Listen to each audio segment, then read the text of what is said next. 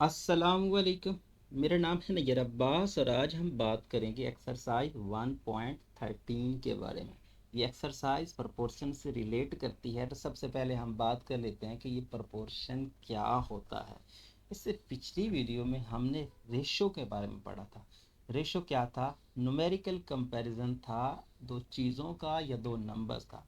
अगर हमारे पास दो नंबर हों या दो चीज़ें हों जिनका हम कंपैरिजन कर रहे हैं, लेकिन टर्म ये है कि वो दोनों चीज़ें जो हम ले रहे हैं वो सेम काइंड की होनी चाहिए, एक ही टाइप हो दोनों की, तो हम उस कंपैरिजन को रेशो कहते हैं। ठीक है, जिसको हम लिखते थे ए रेशो बी। ठीक है, उसको हम क्या लिखते थे? ए रेशो बी। ए रेशो बी। अब दो रेशोज लेनी है। रेशो क्या है? दो एलिमेंट्स का, दो नंबर्स का या दो चीज़ों का कंपैरिजन रेशो कहलाता है। प्रोपोर्शन क्या है? दो रेशोज का इक्वल होना, दो रेशोज का सेम तौर पे बढ़ना या फिर कम होना। ऐसा समझ सकते हो कि एक आपके पास रेशो ये है, लेट्स से 5/10 है। ठीक है, और दूसरी क्या है? 50/100 है। दोनों रेशोज हैं। मानते हो इस बात को कि यहाँ पर ये भी फ्रैक्शन फॉर्म में है, ये भी फ्रैक्शन फॉर्म में। तो अगर मैं इसको सिंप्लीफाई करता हूँ तो इसका रिजल्ट आता है 1/2 और इसका रिजल्ट आता है 1/2। Exactly 51 are 50 and 52 are 100। तो इसका भी रिजल्ट 1/2, इसका भी रिजल्ट 1/2। तो इनको मैं लिख सकता हूँ 5/10। 5/10 बराबर है 50/100 के। लिख सकता हूँ ना, क्योंकि भाई इसका रिजल्ट भी ये है, इसका रिजल्ट भी ये है। तो ये ही फॉर्म आपकी प्रोपोर्शन कहलाती है। ठीक है, कि अगर देखें, इस फ्रैक्शन को हम लिख सकते हैं ए रेशो बी और इसको लिख सकते हैं 50/100 लिख सकते हैं, क्योंकि हमने पढ़ा हुआ है कि रेशो को लिखने के तीन तरीके हैं, जिसमें से एक फ्रैक्शन वाला है और एक ये रेशो वाला। तो इसको हम ऐसे लिख सकते हैं। ठीक है, मैंने ए रेशो बी लिख दिया है, जो कि ए रेशो बी नहीं है बल्कि 5/10 है। 5/10। अब ये इक्वेलिटी को मैं हटा के लिख सकता हूँ 5/10 प्रपोर्शन 50/100। ये जो प्रपोर्शन लिखा है ये क्यों आया है? ये इसलिए आया है क्योंकि ये दोनों फ्रैक्शन जब सिंप्लीफाइड होती हैं तो हमें रिजल्ट एक ही देती हैं। अब यही बात प्रोपोर्शन कहता है, या यही डेफिनेशन है प्रोपोर्शन की, कि दो न्यूमेरिकल, जो दो आपके पास रेशोज हैं, अगर वो सिंप्लीफाइड होने के बाद बराबर आ जाती हैं तो उन दोनों रेशोज का इक्वल होना क्या किसकी निशानी है? प्रोपोर्शन की। तो उनके दरमियान क्या पाया जाता है? प्रोपोर्शन पाया जाता है। तो दो रेशोज का इक्वल होना प्रोपोर्शन कहलाता है। अब इसकी अगर हम प्रॉपर डेफिनेशन करने की कोशिश करें तो कुछ इस तरह से है कि a proportion is a mathematical comparison between two ratios। तो एक जो है मैथमेटिकल कंपैरिजन है दो रेशोज का। रेशो क्या है? दो दो आपके पास क्वांटिटीज का कंपैरिजन है, दो क्वांटिटीज की या दो नंबर्स का। लेकिन प्रोपोर्शन दो रेशोज का कंपैरिजन है। ठीक है, दो रेशोज का कंपैरिजन प्रोपोर्शन कहलाता है। फिर वो कह रहा है in other word the equality of two ratios originates proportion, के दो रेशोज का आपस में इक्वल होना प्रोपोर्शन को ओरिजिनेट करता है, जनरेट करता है या फिर पैदा करता है। इस तरह से आप इस चीज़ को समझ सकते हो। और इसको डिनोट करते हैं रेशोज के दो डॉट से, मतलब दो डॉट रेशो के दो बार लगा देते हैं। इसको इस तरह से समझ सकते हो कि रेशो में दो डॉट्स होते हैं और प्रोपोर्शन में क्या होंगे? चार डॉट्स। क्यों इसलिए लेते हैं? क्योंकि रेशो के एक दो रेशो का कंपैरिजन कर रहे होते हैं ना, एक रेशो नहीं होती, दो रेशो। एक रेशो का और दो रेशो, ऐसा समझ सकते हो। एक लॉजिकली बात नहीं है, इसको एक एक्स समझ सकते हो कि हिंट के तौर पे क्या सीन इसको ले सकते हो, एक ट्रिक के तौर पे आप इस चीज़ को ले सकते हो कि भाई रेशो में एक दो रेशोज का हम कंपैरिजन कर रहे हैं ना, लेट से ए रेशो बी है और दूसरी क्या है? सी रेशो डी है। तो दो दो रेशोज हैं, दो, एक यहाँ से ले ली दो और यहाँ से ले ली, तो इस तरह से आप इस चीज़ को ले सकते हो। लेकिन ये बात 4 डॉट्स जहाँ भी आएंगे तो इसका मतलब इसके दोनों साइड पे जो रेशियोज हैं वो क्या हैं, इक्वल हैं। इक्वल होने का मतलब जब उनको सिंप्लीफाइड करोगे तो रिजल्ट आपको वो सेम ही देंगे। इनको लिखा कैसे जाता है, A ratio B proportion C ratio D. ठीक है, A ratio B proportion C ratio D. इसका जो फर्स्ट और लास्ट होता है इसको हम बोलते हैं extreme proportion, extreme values of proportion या फिर एक्सट्रीम्स ऑफ प्रोपोर्शन। और इसके जो सेंटर वाले एलिमेंट्स होते हैं इनको हम बोलते हैं मीन्स ऑफ प्रोपोर्शन। ठीक है, मैं फिर से कह रहा हूँ, फर्स्ट और लास्ट को हम एक्सट्रीम्स बोलते हैं और हमारे पास जो सेंटर वाले होते हैं उनको हम मीन्स ऑफ प्रोपोर्शन बोलते हैं। अब हम एग्जाम्पल 9 को देख लेते हैं जिससे हमें अपना फर्स्ट क्वेश्चन जो है वो सॉल्व करने में मदद मिलेगी। अब क्वेश्चन ये है कि आपको चेक करना है कि क्या ये प्रोपोर्शन है या नहीं है। दूसरे लफ्ज़ों में ये पूछा जा रहा है कि ये जो रेशो है और ये रेशो रिज़ल्ट में सिंप्लीफाई होने के बाद सेम आएगी या नहीं आएगी। ठीक है, अब इसका फार्मूला भी हमने पढ़ा कि भाई एक्सट्रीम का प्रोडक्ट कर दो और मीन्स का प्रोडक्ट कर दो। ठीक है, तो देख लेते हैं कि क्या ऐसा ही होता है। 1620 का मल्टीपल जो कि 320 आता है, 10 और 32 का मल्टीपल जो कि 320 आता है, तो रिज़ल्ट सेम है। इसको देखते हैं, 4 और 2 का मल्टीपल और 8 और 10 का मल्टीपल। तो 4 8 8 होता है, 4 2 8 होता है और 10 8, यहाँ पर आपके पास 80 होता है। अच्छा, ये बात तो हमने यहाँ पर देख ली कि भाई 88 के बराबर नहीं है, ये प्रोपोर्शन नहीं है जी।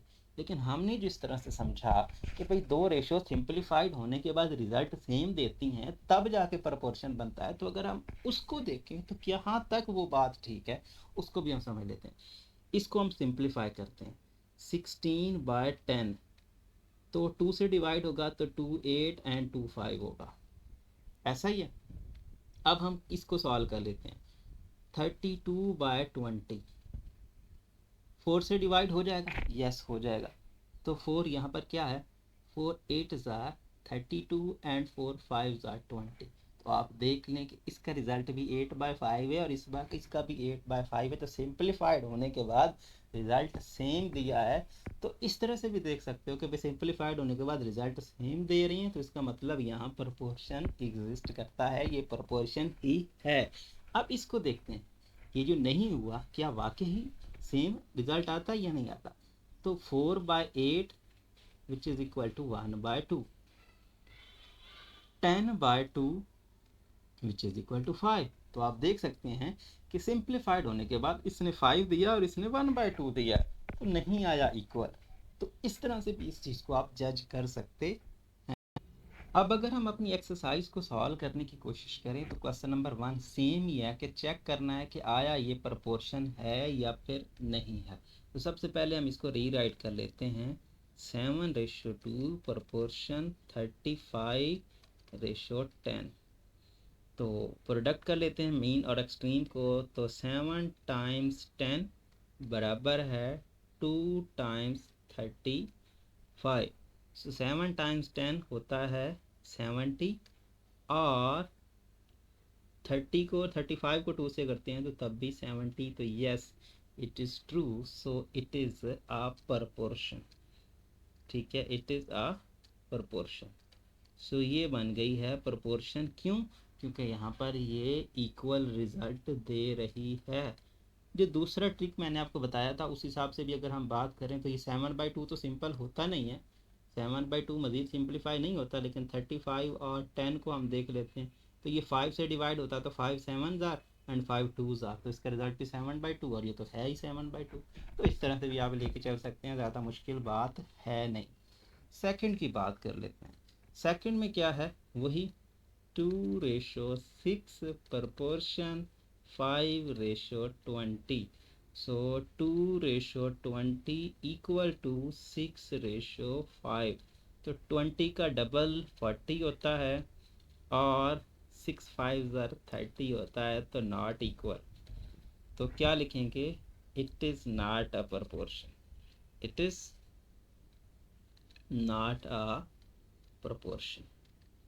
ठीक है, सो ये प्रोपोर्शन नहीं है क्योंकि एक्सट्रीम्स का प्रोडक्ट और मीन्स का प्रोडक्ट आपस में बराबर नहीं आया है।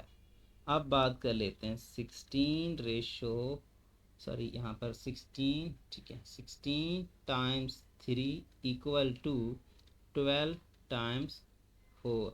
तो 16 का डबल 32 और ट्रिपल कर देंगे तो 48 आता है। तो 6 3 ज़ार यहाँ पर 18, 3 1 ज़ार 3 प्लस 1 48 इक्वल टू 12 का 4 से मल्टीपल कितना होता है 48। तो yes it is a proportion, ठीक है, यस, ठीक है, yes it is a proportion.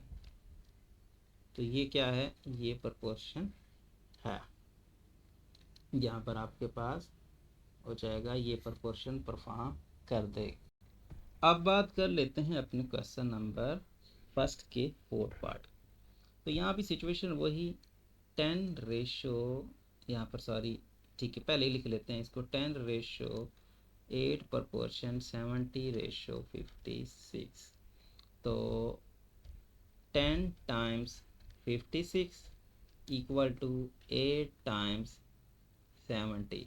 तो ये क्या आ जाएगा, जब भी कोई नंबर 10 से मल्टीप्लाई होता है तो ज़ीरो साथ में ऐड हो जाता है, तो 560 और 780, यहाँ पर ज़ीरो आ जाएगा और 8 756।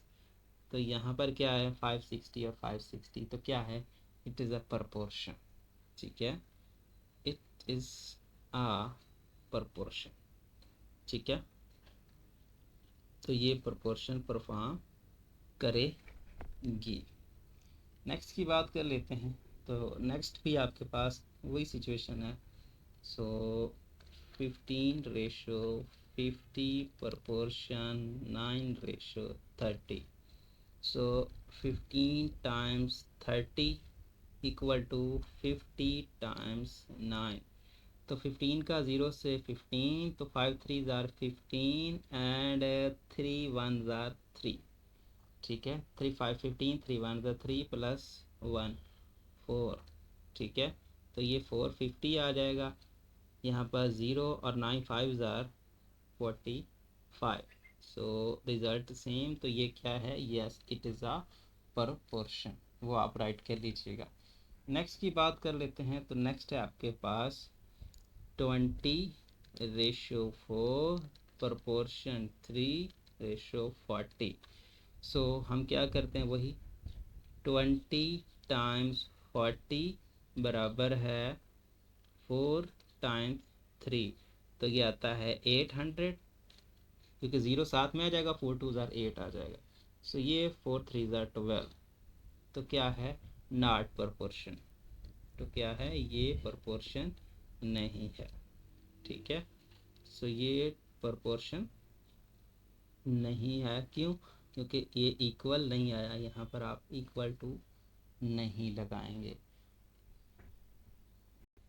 अब हम बात कर लेते हैं अपने क्वेश्चन नंबर 2 की। क्वेश्चन नंबर 2 है कि find the value of variable in the following proportion. आपको जो नीचे हम प्रपोर्शन दे रहे हैं, आपने उसमें से वेरिएबल के वैल्यू को फाइंड करना है। तो सबसे पहले हम क्या करेंगे, इसी को रीराइट कर लेंगे। तो 7 रेशो 6 प्रपोर्शन x रेशो 50। अब हम जानते हैं कि मीन्स का प्रोडक्ट और एक्सट्रीम्स का प्रोडक्ट में बराबर होता है। तो इसका मतलब ये हुआ 6 और x। तो मैं इस 6 और x को इधर लिख रहा हूँ और 7 और 50 को इधर लिख रहा हूँ। इससे फ़र्क नहीं पड़ता ये बाद में लिखें, ये पहले पहले इसलिए लिख रहा हूँ क्योंकि हमें x की वैल्यू फाइंड करनी है। तो 6 टाइम्स x बराबर होगा 7 टाइम्स 50। ये एक्सट्रीम्स आपस में प्रोडक्ट और ये मीन्स का प्रोडक्ट आपस में बराबर होता है। तो ये हो जाएगा 6x और ये बन जाएगा 7 5 ज़र 35 और 0 साथ में आ जाएगा। सो x तो यहाँ पर आ जाएगा 350 डिवाइडेड बाय 6। अब डिवाइड कर लें। तो जब डिवाइड करेंगे तो हमें रिज़ल्ट क्या मिलेगा, यहाँ पर आप डिवाइड कर ही लेते हैं। सो डिवीजन करते हैं हम 350 डिवाइडेड बाय 6। तो 6 से हम डिवाइड करते हैं।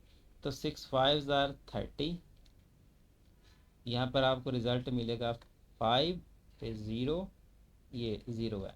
तो 5 यहाँ पर 6 की अगर हम बात करें तो 6 6 6 7 एंड 6 8, सो 6 8 48 होता है। तो 2 आ जाएगा, पॉइंट लगा देंगे और यहाँ 0 लगा देंगे, तो 6 3 आर 18, तो फिर 2 आ जाएगा, तो ये तो चलता रहेगा 20 तो 18, तो इसका मतलब फिर 3 और इस तरह से ये चलता रहेगा। तो आप इसको लिख सकते हो 6, सॉरी यहाँ पर 6 लिख रहा हूँ, 58.3333, तो इसको लिख सकते हो 58.333 और ये चलता जा रहा है। इसको बेस्ट वे है लिखने का डॉट डॉट डॉट, इसको अगर आप सिंपल छोड़ दें तो ठीक है, अदरवाइज़ आप सिर्फ यहाँ लिख के इसके ऊपर बार लगा दें कि ये क्या है, 3 रिपीट हो रहा है, ये ज़्यादा सूटेबल ऑप्शन हो सकता है।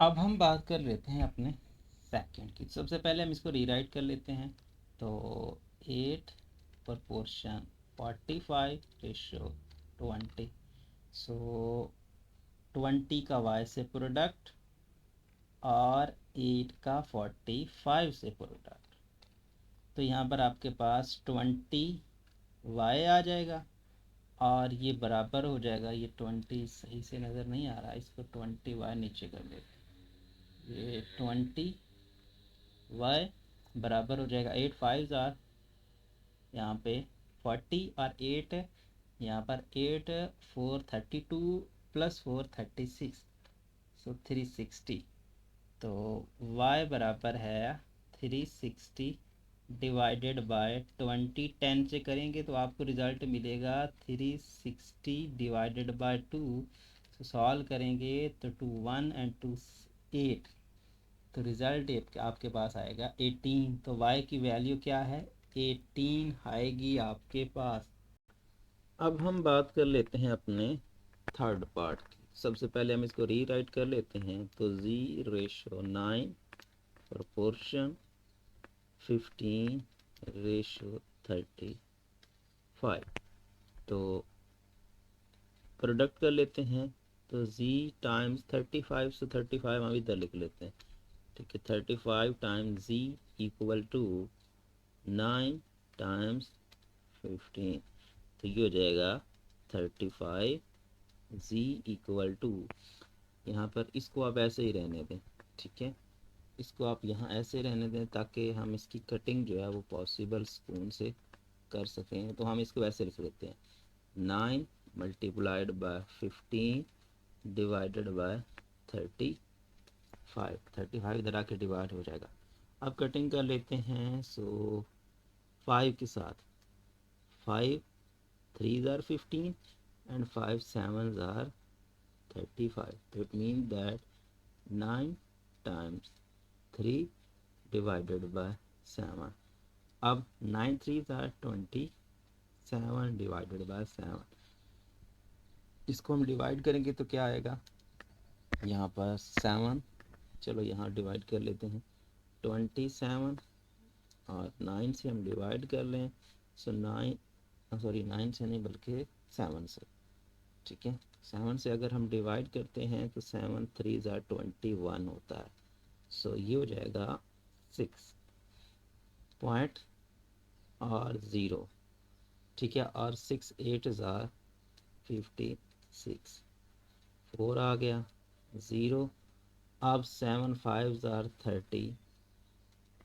5 आ गया 0 और 7 7s are 49, ठीक है, तो फिर भी 1 आ गया, ऐसा ही है, तो मतलब ये चलता रहेगा खेल।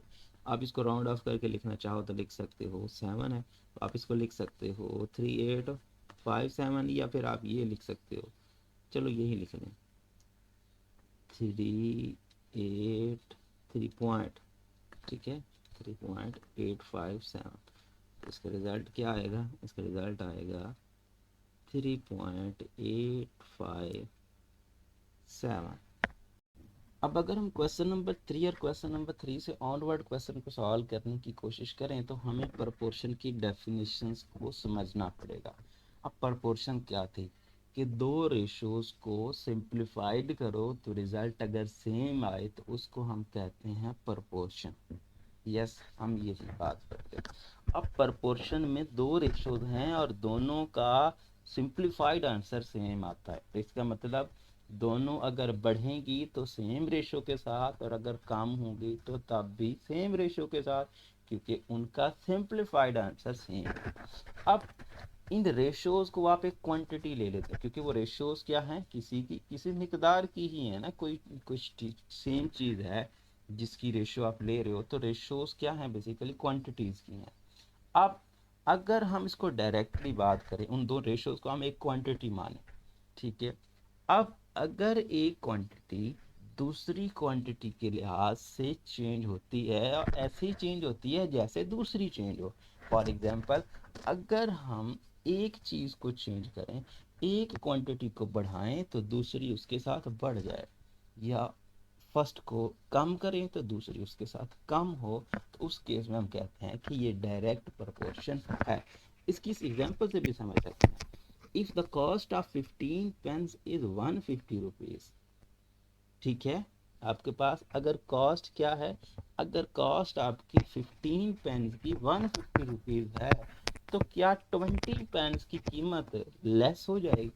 नहीं होगा, 20 पेन्स की कीमत बढ़ जाएगी। सीधी सी बात है, अगर हम पेन्स को बढ़ाएंगे तो उनकी प्राइस एब्सोल्युटली बढ़ती जाएगी। इसको थोड़ा और सिंपल कर लेते हैं कि भाई एक सेब की कीमत 10 रुपये है, तो दो सेबों की कीमत क्या 10 रुपये से 20 रुपये नहीं होगी? एब्सोल्युटली होगी। तो जैसे जैसे हम क्वांटिटी बढ़ाएंगे प्राइस बढ़ेगी। तो इस तरह के रिलेशन को डायरेक्ट प्रोपोर्शन बोलते हैं। The quantity are said to be indirect, indirect या direct if increase or decrease in one quantity, the quantity causes the increase or decrease in the other quantity in the same ratio।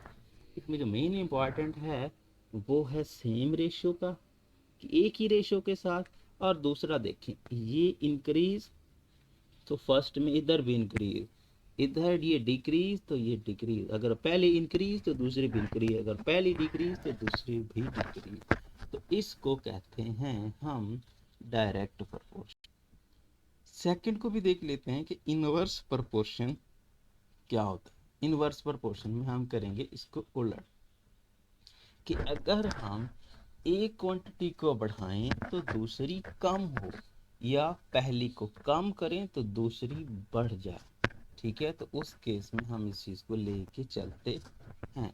अब देखें यहाँ पर two quantities are said to be indirect, indirect या inverse if increase और decrease. अब उसने पहले लफ्ज इंक्रीज इस्तेमाल किया, लेकिन इसके कॉरेस्पॉन्डिंग वो डिक्रीज का लफ्ज इस्तेमाल करेगा। पहले उसने इंक्रीज का वहां भी किया था, यहाँ भी किया था। अब पहले उसने इंक्रीज का किया तो इधर उसने डिक्रीज का किया, इधर उसने डिक्रीज किया तो उधर उसने इंक्रीज किया। तो अगर एक क्वांटिटी के बढ़ने से दूसरी कम हो, या फिर पहले के कम करने से दूसरी बढ़े, तो इस तरह के रिलेशन को अंडर द सेम रेशियो, वो बात वही है, सेम रेशियो होता है, तो उस केस में हम उसको कहते हैं इनवर्स प्रोपोर्शन। अब देखिए इसको सॉल्व करने के हैं दो तरीके, इस एग्जांपल की मदद से समझते हैं। पीछे हमने कहा था ना कि 15 पेंस की कीमत ये है वो कुछ, यहाँ पे इसको सबसे पहले सॉल्व ऐसे किया जाता है कि भाई देखिए आपको एक साइड पे एक एक नंबर लिख लेना है, मतलब एक जो क्वांटिटी की आप नाम लिख लेंगे, और दूसरे साथ दूसरी क्वांटिटी का नाम लिख लेंगे। Let's say cost of pens and number of pens, बस, ठीक है। अब कॉस्ट पहले 150 रुपीज़ और नंबर ऑफ पेन्स ये, अब कॉस्ट एक्स कर लिया क्योंकि नहीं पता, तो पेन्स ये हैं।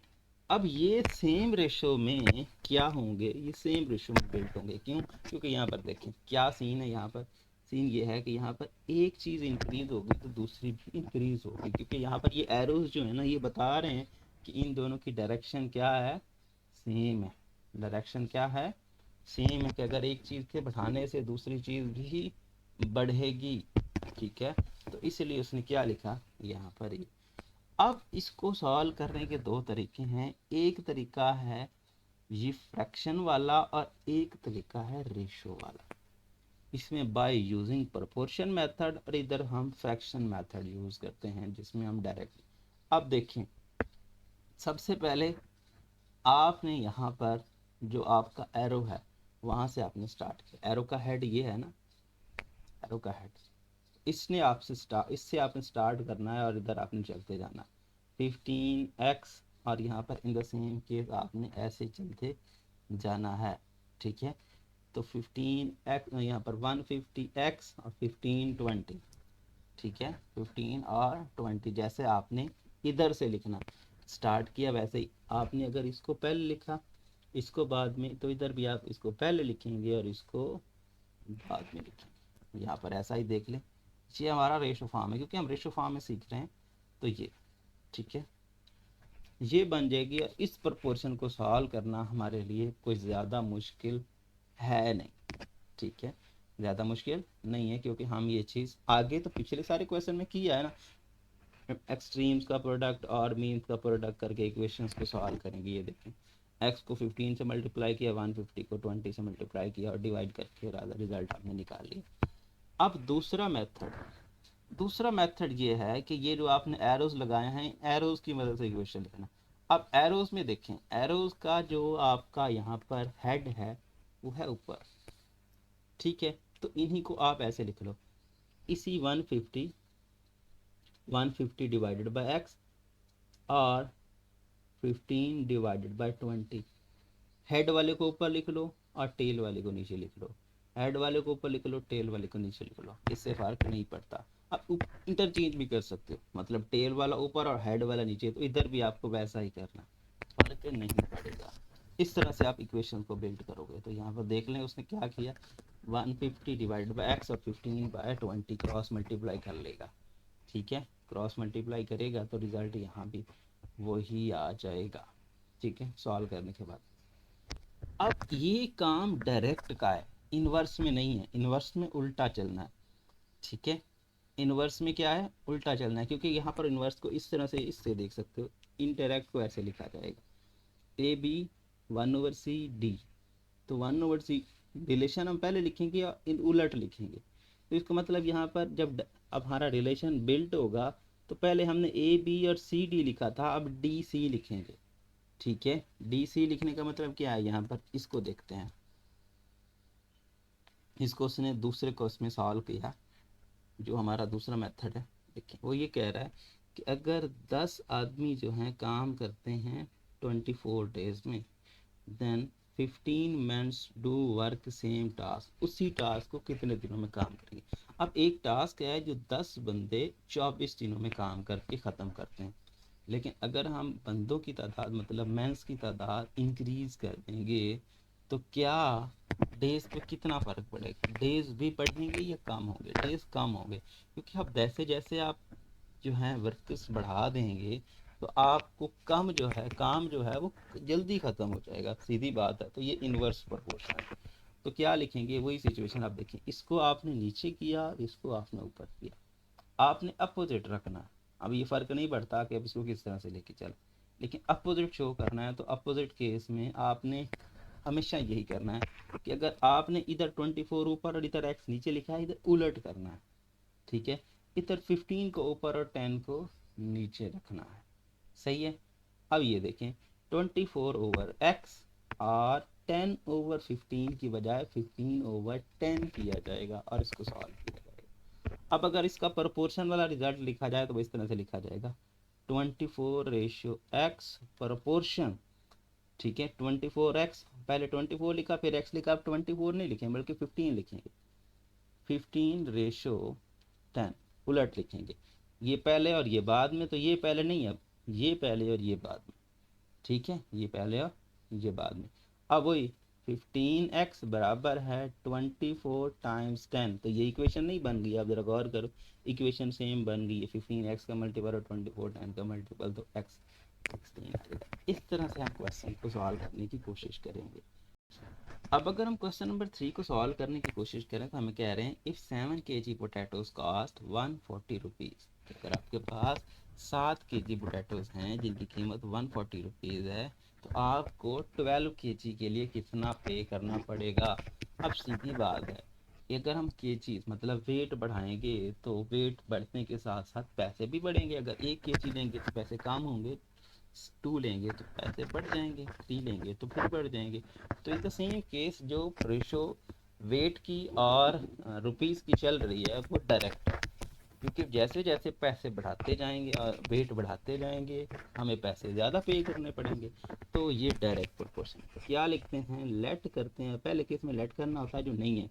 Late price of 20 KG potatoes, तो क्या लिखेंगे, late price of 20 KG potatoes. ठीक है, तो ये कितनी है, लेट से एक्स। अब हम लिख लेते हैं रिलेशन, तो यहाँ रुपीज़ लिख लें, ठीक है, यहाँ पर आप लिख लें रुपीज़। अब ये फ़र्क नहीं पड़ता कि आप इसको किसकी तरह साइड पे लिख रहे हैं। अब रुपीज़ यहाँ नहीं लिखना चाहते तो उधर लिख लें, इससे फ़र्क नहीं पड़ता।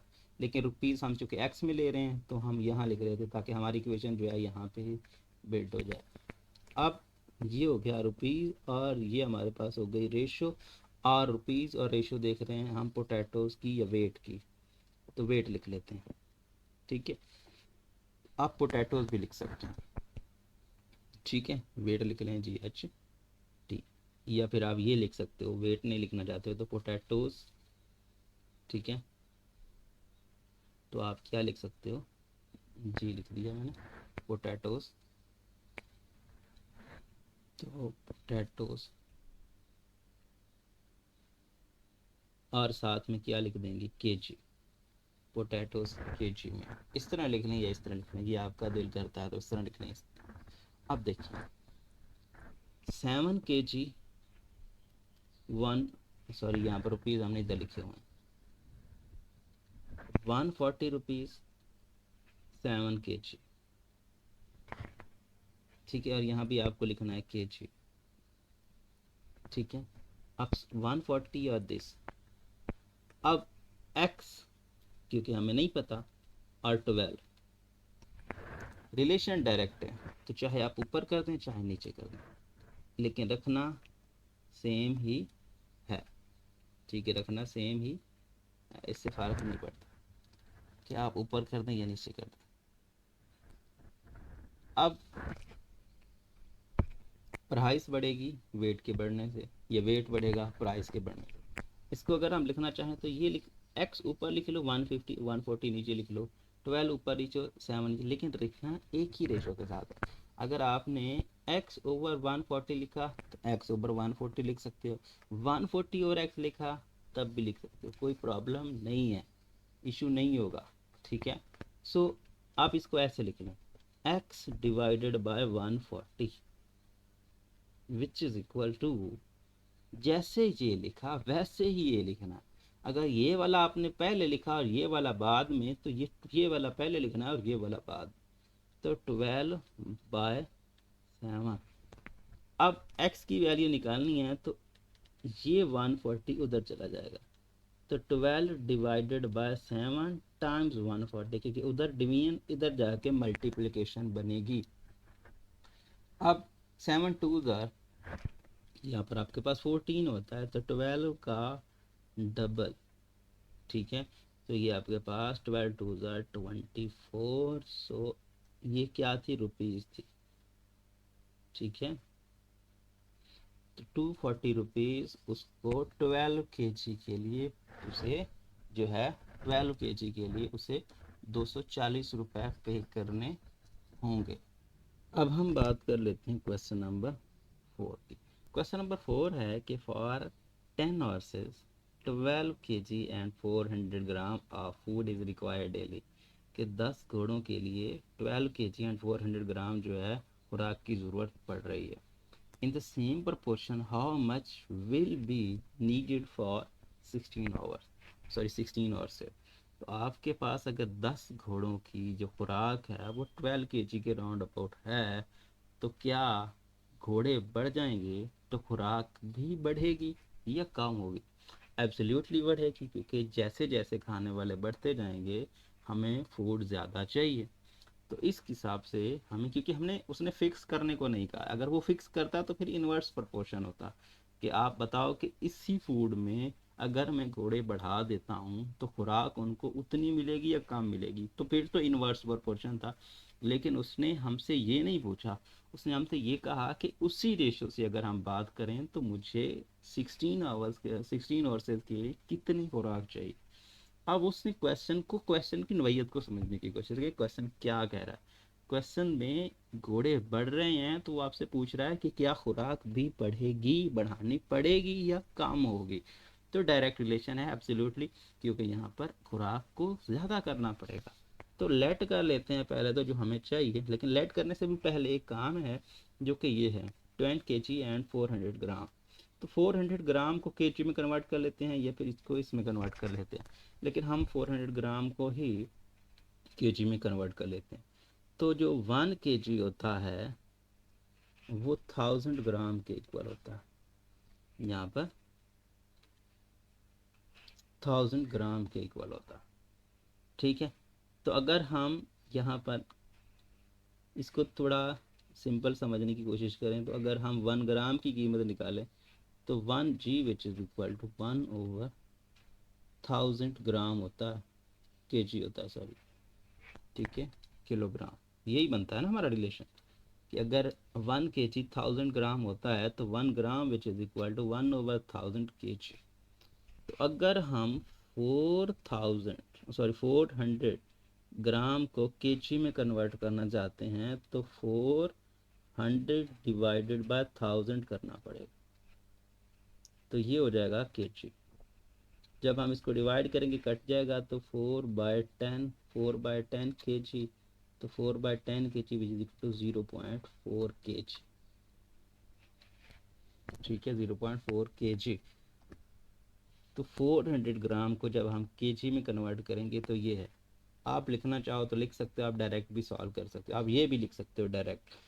ठीक है, सो आप इसको लिख सकते हो कि 12, यहाँ पर 12 kg, ठीक है, 12 kg 400 gram which is equal to 12 plus 0.4 gram, sorry kg, इसको लिख सकते हो 12.4 केजी। ठीक है, ये चीज़ आप नहीं लिखना चाहते ना लिखें, ज़रूरी नहीं है, लेकिन मेन आप इस बात को समझने की कोशिश करें कि सिचुएशन क्या है। देखें, ये स्टेप आप लिखें ना लिखें आपकी मर्ज़ी है। ठीक है, ये वाला स्टेप लिखें ना लिखें आपकी अपनी चॉइस है, लेकिन ये वाला ज़रूर लिखना।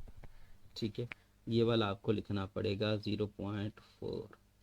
ठीक है, ये 400 को जब 1000 पे डिवाइड करते हैं तो 0.4 आता है, तो हम सबको केजी में कन्वर्ट कर लेते हैं ताकि हमें क्वेश्चन को सॉल्व करना थोड़ा आसान रहे। अब चलते हैं अपने रिलेशन की तरफ। क्या लिखेंगे, एक साइड पे हॉर्सेस लिख लेंगे, ठीक है, तो हॉर्सेस, और दूसरी साइड पे हम लिख लेंगे जो है क्या, हम लिख लेंगे अपनी खुराक। ठीक है, फूड, और फूड है जी केजीज में, तो हम केजीज लिख लेते हैं। अब हॉर्सेस कितने हैं, हॉर्सेस हमारे पास पहले केस में 10 हैं, और 10 जो हैं वो खुराक खा रहे हैं 12.4 kg। ठीक है, 12.4, तो 4 हो जाएगा 12.4। अब 16 हॉर्सेस और एक्स हो जाएगा हमारे पास, ये 4 सही से नज़र नहीं आ रहा, ठीक है, 4 को सही से लिख लेते हैं 4। अब 16 रेशो एक्स, तो सिचुएशन सेम है, तो इसको आप ऊपर नीचे कर लें, आपकी अपनी मर्ज़ी है। तो इसको अगर आप करेंगे तो इसको भी आप करेंगे, क्योंकि रिलेशन सेम है, खुराक बढ़ने से, नंबर बढ़ने से खार से उसकी खुराक भी बढ़ेगी। तो इसको आप अगर लिखना चाहो तो 10/16 लिख लो या 16/10 लिखो, कोई फ़र्क नहीं पड़ता, लेकिन लिखना जैसे है इधर वैसे है इधर। ठीक है, अब 10/16 लिखना चाहते हो तो 10/16 लिख लो, 16/10 लिखना चाहते हो 16/10 लिख लो। लेकिन जैसा आपने यहाँ लिखा इक्वल डाल के वैसा ही लिखना है यहाँ पे। तो 12.4 डिवाइडेड बाय एक्स, ठीक है। इसको ऊपर नीचे भी कर सकते हो, इक्वेशन पे फ़र्क नहीं पड़ेगा, सेम रिजल्ट आएगा और ऐसा किया जा सकता है, ठीक है। अब क्रॉस मल्टीप्लाई, इसको इसके साथ और इसको इसके साथ, ठीक है। तो यहाँ पर आपके पास क्या आ जाएगा 10x which is equal to 16 multiplied by 12.4, ठीक है। 12.4 आ जाएगा 12.4। अब x 10 को इधर डिवाइड कर दो, तो 10 which is equal to 16 multiplied by 12.4 divided by यहाँ पर 10। अब इनको मल्टीप्लाई करते हैं। जब मल्टीप्लाई करेंगे तो हमें क्या रिज़ल्ट मिलेगा, अगर मैं डायरेक्टली इसको मल्टीप्लाई कर दूँ तो हमें क्या मिलेगा 16 मल्टीप्लाइड बाय 16 मल्टीप्लाइड बाय 12.4, ये मिलता है 198.4, ठीक है। तो क्या मिलता है 198.4 डिवाइडेड बाय 10। 10 तो हमारा चल रहा है ना, डिवाइड हो रहा है, ओके। अब ये हमारे पास जब हम 10 मज़ीद डिवाइड करेंगे तो ये आपके पास क्या आ जाएगा x which is equal to 19.84 kg, क्योंकि 10 एक पॉइंट और आगे चला जाएगा। 10 को डिवाइड करने से सिर्फ एक पॉइंट का फ़र्क पड़ेगा, वो आगे चला जाएगा। अब ये तो 19 kg है, ये 8400 बन जाएगा, क्योंकि हम जानते हैं कि हमारे पास इसको हमें 1000 से मल्टीप्लाई करना है। 84 को हम 1000 से मल्टीप्लाई करेंगे तो क्या बन जाएगा 840 बन जाएगा, ठीक है ना। आप यहाँ देखें ना 0.84 को अगर मैं 1000 से मल्टीप्लाई करता हूँ तो ये बन जाता है 840, 840 ग्राम। तो इस केस को हम लिख सकते हो, लिखते हैं कि 19.84 kg which is equal to 19 kg and यहाँ पर 840 ग्राम, इतनी खुराक हमें चाहिए। तो इसका रिज़ल्ट हम इसी हिसाब में देंगे तो ये हमारे पास क्या आएगा रिज़ल्ट आएगा। अब हम बात कर लेते हैं अपने क्वेश्चन नंबर 5। क्वेश्चन नंबर 5 है the cost of 16 quintal of bean is 40,400 rupees. How much will 4 quintal cost. अब यहाँ पर फिर क्या आ रहा है कॉस्ट वेट आ रहा है। हम जानते हैं कि वेट बढ़ाने से कॉस्ट भी क्या हो जाती है बढ़ जाती है। जैसे जैसे हम ज़्यादा चीज़ें लेते हैं तो क्या होता है हमें उतना ही रिलेशन पे करना पड़ता है, उसी के हिसाब से हमें पे करना पड़ता है। तो इंक्रीज़ है डायरेक्ट रिलेशन है, तो क्या लिखेंगे सबसे पहले तो आप ये लिख लें ना कि आपके पास प्राइस ऑफ 4 क्विंटल। तो लेट कर लें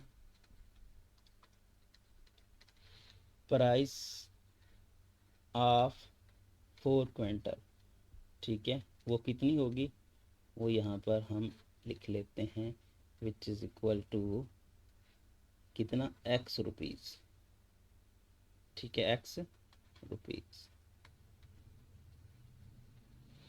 अब हम इक्वेशन बना लेते हैं। तो पहले आप प्राइस लिख लो या फिर आप यहाँ प्राइस ही लिख लो पहले, प्राइस रेशो। आप यहाँ पे क्या लिखोगे वेट लिखोगे और वेट को आप क्या लिखोगे, वेट को आप क्विंटल में लिखोगे। ये वेट जो है इसको पहले ऐसे से आगे पीछे हो जाते हैं तो वेट, ठीक है वेट हो गया आपका। अब वेट है क्विंटल में तो आपने इधर लिख देना है क्विंटल, ठीक है। वेट आप क्विंटल्स में ले रहे हो। अब देखें प्राइस है पहले केस में 40,400 और प्राइस आप रुपीज़ में ले रहे हो तो RS लिख लो, ठीक है। रेशो कितने हैं 16। अब प्राइस X रेशो आपके पास कितना है 4, तो यहाँ पर क्या आ जाएगा 4। अब यहाँ भी सेम सिचुएशन है, तो चाहे अप कर लो चाहे डाउन कर लो, इससे फ़र्क नहीं पड़ता, लेकिन दोनों को अप करना है, ऐसा नहीं है कि अपोजिट कर देना। अब आपकी मर्ज़ी कि आप ऊपर वाला लिखना चाहते हो या नीचे वाला। ऊपर वाला कब लिखना, नीचे वाला कब लिखना, ये आपकी अपनी मर्ज़ी है। लेकिन यहाँ पर देखो, अगर हम ऊपर वाला x लिख देंगे, ये नीचे लिख लेंगे, तो ये x उधर जाके मल्टीप्लाई हो जाएगा। तो हम इसको लिख सकते हैं x/40 एंड 4, ये बराबर होगा 4/16, क्योंकि इसका नीचे वाला मैंने पहले लिखा, तो इसका भी नीचे वाला मैंने ऊपर लिखना है। अब ये उधर चला जाएगा, क्योंकि मुझे इक्वेशन बनानी है, तो इसलिए मैंने डायरेक्ट किया है। अच्छा, एक और शॉर्ट वे है कि अगर आपको डायरेक्ट प्रोपोर्शन नज़र आए ना, तो आप क्या करोगे, इनको आपस में मल्टीप्लाई कर दो। ये जो ये हैं, इनको आपस में मल्टीप्लाई कर दो, और इनको आपस में मल्टीप्लाई कर दो। डायरेक्ट भी कर सकते हो, उससे फ़र्क नहीं पड़ता, उससे भी इक्वेशन आपकी बन जाएगी।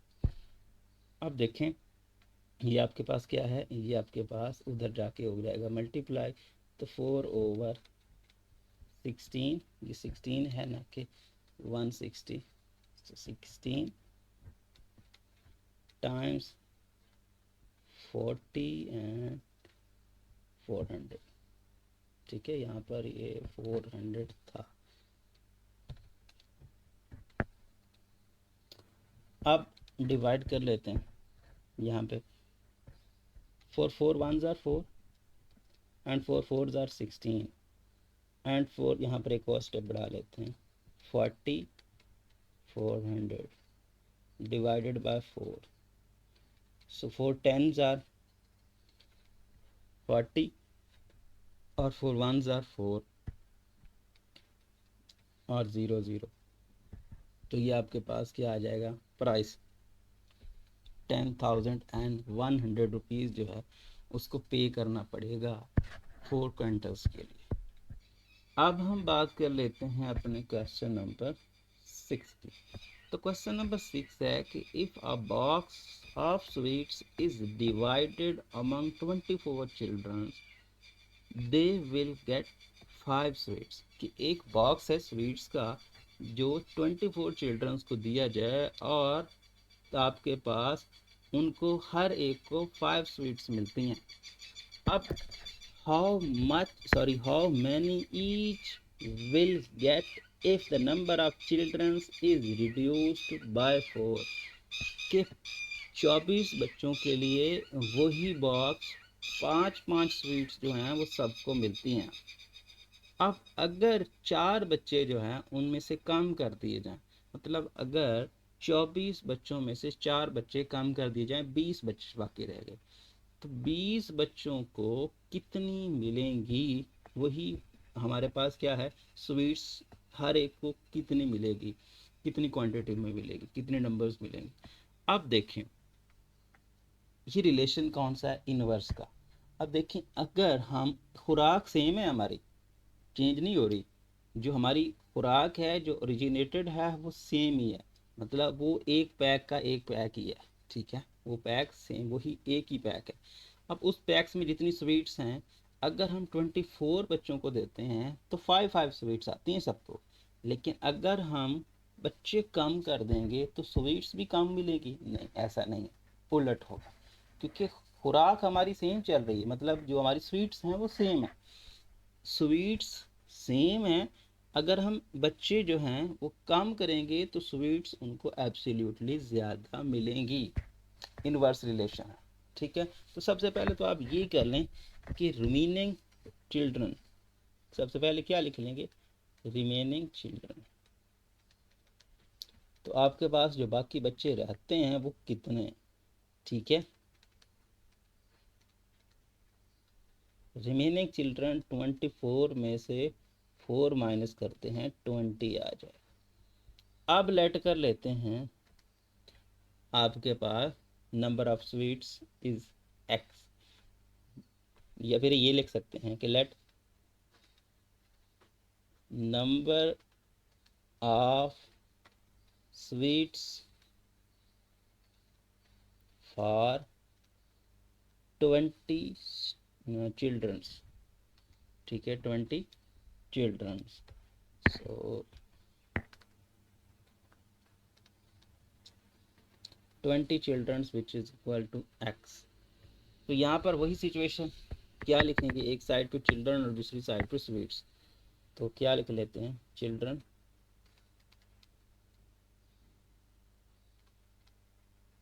Ratio sweets. अब पहले केस में 24 और 5 थी, तो 24 चिल्ड्रंस और 5 की रेशो से मिले। ये रेशो आपने रेशो के रेशो नीचे ही लिखनी है, ऐसा नहीं आगे पीछे, और कोशिश करें सेंटर में लिखें।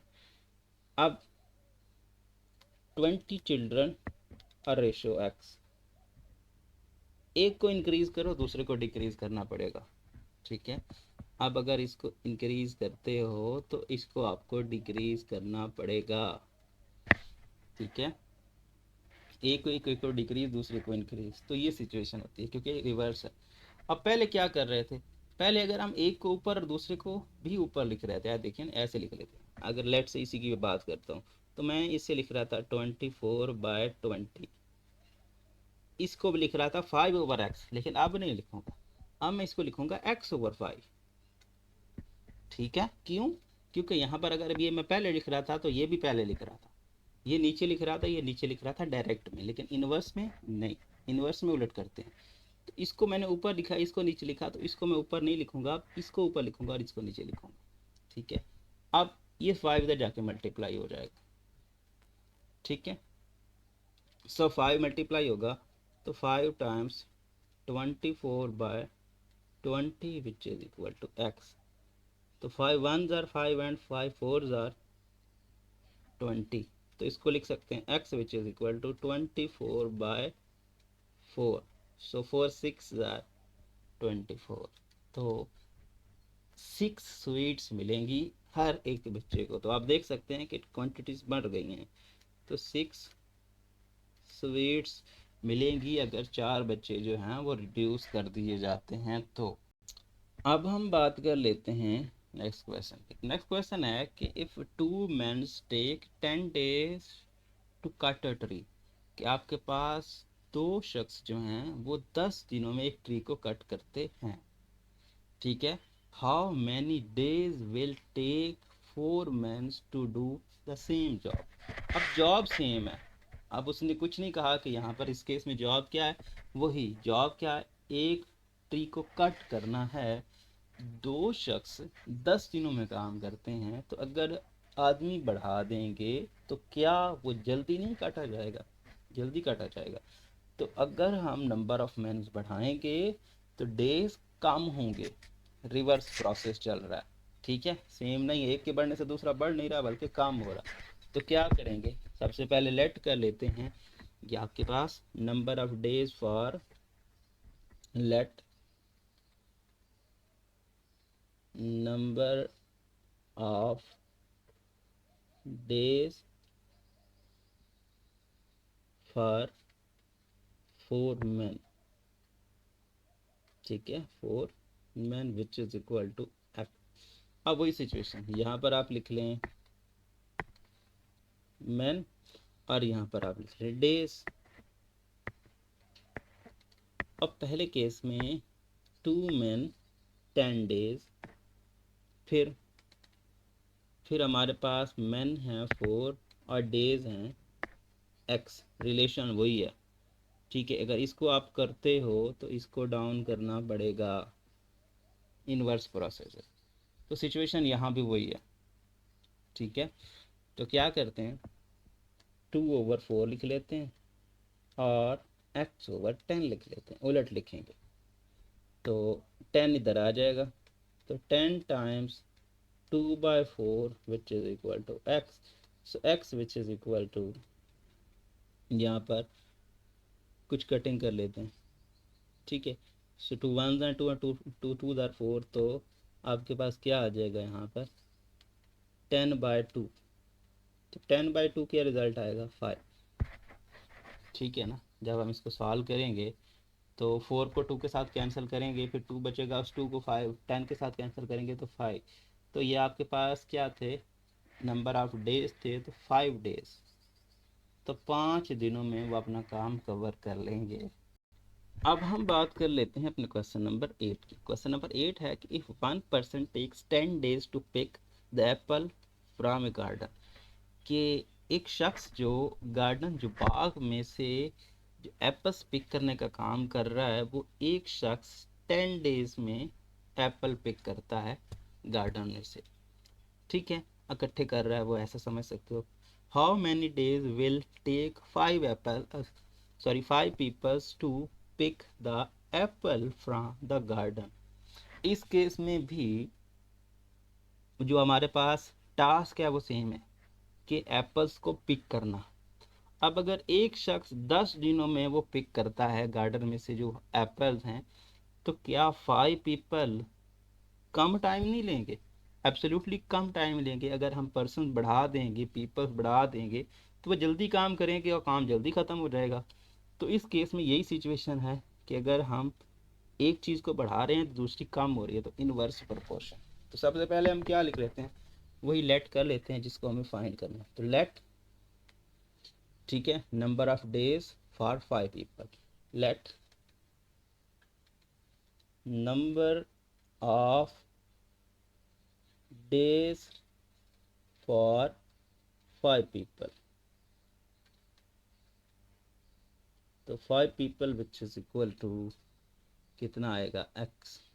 अब वही लिख लेते हैं, पीपल या पर्सन, ठीक है, या मैन, जो आपका दिल करे, पर्सन लिख लें और इधर लिख लें आप डेज। पहले केस में 1 पर्सन डेज 10, दूसरे केस में 5 पर्सन और डेज एक्स। रिलेशन फिर वही इनवर्स का, ठीक है, एक बढ़ेगी तो दूसरी कम हो। ठीक है, अब यहाँ पे देखें कि इसको हम क्या लिखते हैं, 1/5, तो ये हमें x/10 लिखना पड़ेगा। तो x बराबर हो जाएगा 1/5 टाइम 10। ये 10 उधर जाके मल्टीप्लाई हो जाएगा, तो इसको मैंने थोड़ा अरेंज करके लिखा है क्योंकि x हमें इसी साइड पे चाहिए। तो 5 2 ज़ार 10, 5 2 ज़ार 10, तो x which is equal to 2। So 2 days, वो ये काम 2 दिनों में ख़त्म कर देंगे। अब हम बात कर लेते हैं क्वेश्चन नंबर 9। क्वेश्चन नंबर 9 है if 1 person takes 7 days to clean a house from bugs, कि एक शख्स 7 दिनों में एक घर को क्लीन कर लेता है बग से। बग्स मतलब कीड़े मकोड़े। How many days will take 7 people take to clean the house from bugs, कि अगर हम 7 शख्स करते हैं, मतलब पर्सन 7 करते हैं, तो 7 बंदे जो है वो 7 बंदे उस घर को कितने दिनों में साफ कर लेंगे। ओके, तो रिलेशन इसका इसमें भी इन्वर्स है। अब देखें, एक बंदा जो काम करता है वही अगर 7 बंदे मिलकर काम करेंगे तो काम जल्दी खत्म हो जाएगा। तो यही इन्वर्स प्रोपोर्शन। तो क्या लिखेंगे, number of days for 7 people. तो क्या लिखेंगे, let number of days for 7 peoples, तो which is equal to x. वही रिलेशन क्या है, इधर लिख लेते हैं पर्सन्स या पीपल, पर्सन ही लिख लेते हैं पर्सन्स, और यहाँ पर हम लिख लेते हैं बग्स, सॉरी डेज। अब पर्सन पहले केस में 1 पर्सन और डेज ले रहा है 7, दूसरे केस में 7 पर्सन और डेज लगेगा। सीधी बात है, 1 एक दिन में ख़त्म कर लेंगे, क्योंकि एक बंदा 7 दिनों में काम कर रहा है, तो सातों को मिला के बात करें तो एक दिन में वो काम कवर हो जाएगा। ठीक है, लेकिन देखते हैं कि क्या इसको हम वैसे भी प्रूव कर सकते हैं जैसे हम कर रहे हैं। इसको अगर हम अप करते हैं तो इसको हमें डाउन करना पड़ेगा इनवर्स रिलेशन की वजह से। तो 1/7 विच इज़ इक्वल टू x/7। तो 7 उधर आकर मल्टीप्लाई हो जाएगा, 7 दोनों का डिवाइजर है ना, तो x which is equal to 1/7 times 7।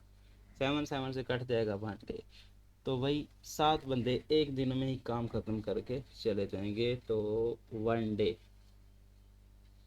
तो वो एक दिनों में ही सब कुछ कवर कर लेंगे। तो इस तरह से ये जो आपकी एक्सरसाइज है ये एंड हो जाती है। उम्मीद करता हूँ ये वीडियो आपको पसंद आएगा। अगर आपको ये वीडियो पसंद आया तो इस वीडियो को दोस्तों के साथ, क्लास वालों के साथ जरूर शेयर करें। Thanks for watching. अल्लाह हाफिज़।